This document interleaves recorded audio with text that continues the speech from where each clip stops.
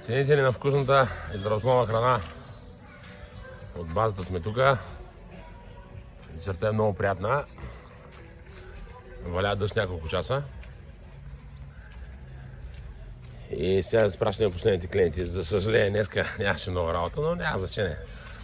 Нямаме нужда от почивка.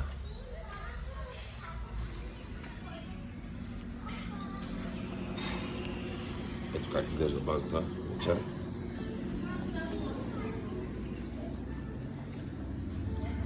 Много доволни клиенти, както винаги.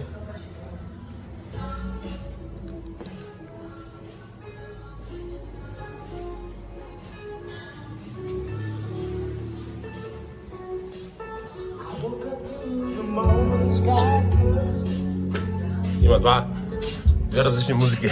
На терасата една, вътре е друга. Исках само да ви споделя, че работя само с български свински врат. Защото пробваме с испанския, който е в Kaufland по 8 лева някой път. Но истината е, че испанския, аз не знам с кой хранят тези животни, не знам какво се случва. Или просто друга порода.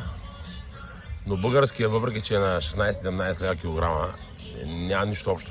Вкусен, сочен, а испанския нещо не ни допада, така че сме вече само на български. Така че ако си поръчате врат на пържола или всякакъв вид свинско, ще бъдете доста доволни. Благодаря ви, приятели. Ще видим утре.